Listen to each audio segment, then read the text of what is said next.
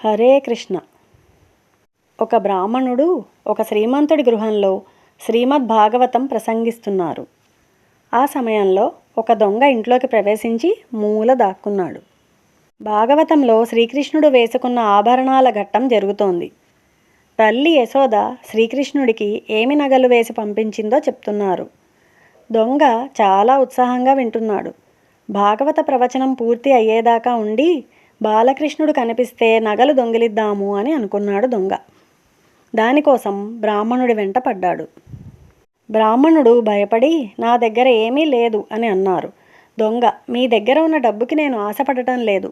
మీరు చెప్పిన నగలు ధరించిన శ్రీకృష్ణుడు, ఆవుల దగ్గర ఉండే కృష్ణుడు ఎక్కడ ఉంటాడో చెప్పండి అని అన్నాడు ఆ దొంగ. బ్రాహ్మణుడు బాగా ఆలోచించి బృందావనంలో యమునా నదీ తీరం దగ్గరికి రోజు 2 పిల్లలు వస్తారు. ఒక పిల్లవాడు నల్లమబ్బు రంగులో ఉండి పిల్లనగ్రోవి వాయిస్తూ ఉంటాడు. ఇంకో పిల్లవాడు తెల్లగా ఉంటాడు, తెల్లటి పట్టువస్త్రం ధరించి ఉంటాడు. ఆ నల్లమబ్బు ఛాయలో పిల్లనగ్రోవి వాయిస్తూ ఉండేవాడే నేను భాగవతంలో చెప్పిన శ్రీకృష్ణుడు అని ఆ దొంగ నుండి తప్పించుకోవడానికి బ్రాహ్మణుడు అలా చెప్పాడు.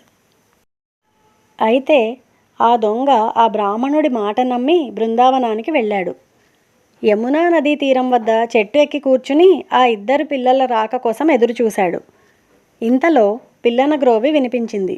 2 పిల్లలు వస్తున్నారు. ఆ అందమైన దృశ్యం చూసి చెట్టు దిగి పిల్లల దగ్గరకు వెళ్ళాడు దొంగ. ఎంత అదృష్టవంతుడో కదా దొంగ! బాలకృష్ణుడిని ఆ దొంగ అమాయకంగా ఎవరు నువ్వు అని అడిగాడు. శ్రీకృష్ణుడు కూడా అమాయకంగా నిన్ను చూస్తుంటే నాకు భయం వేస్తోంది, నన్ను వదిలి వెళ్ళిపో అన్నాడు.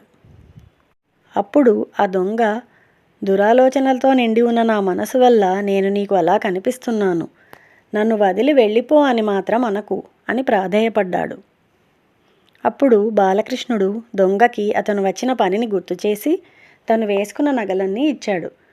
అప్పుడు దొంగ, ఇలా మీ నగలన్నీ నాకు ఇచ్చేస్తే మీ అమ్మ మిమ్మల్ని కోపడదా అని అడిగాడు. దానికి శ్రీకృష్ణుడు, ఏమీ కోపడదు, ఎందుకంటే నా దగ్గర చాలా నగలు ఉన్నాయి అన్నాడు. నేను నీకంటే పెద్ద దొంగని, కానీ నీకు నాకు చిన్న తేడా ఉంది. నేను ఎంత దొంగతనం చేసినా ఎవ్వరూ పట్టించుకోరు.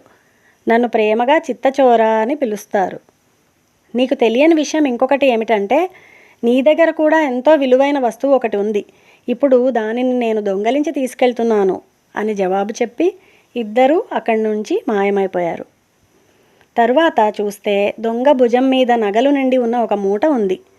అది తీసుకుని ఆ దొంగ బ్రాహ్మణుడి దగ్గరకు వెళ్ళి జరిగింది అంతా చెప్పాడు. ఆనంద బాష్పాలతో ఆ బ్రాహ్మణుడు శ్రీకృష్ణుని చూసిన చోటు తనకు చూపించమని దొంగని అడిగాడు.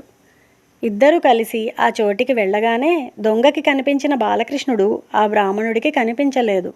అప్పుడు బ్రాహ్మణుడు నిరాశతో శ్రీకృష్ణుని, నీవు ఒక దొంగను అనుగ్రహించావు కనుక నాకు కూడా దర్శనం ఇవ్వవా అని నిరాశతో బాధపడ్డాడు.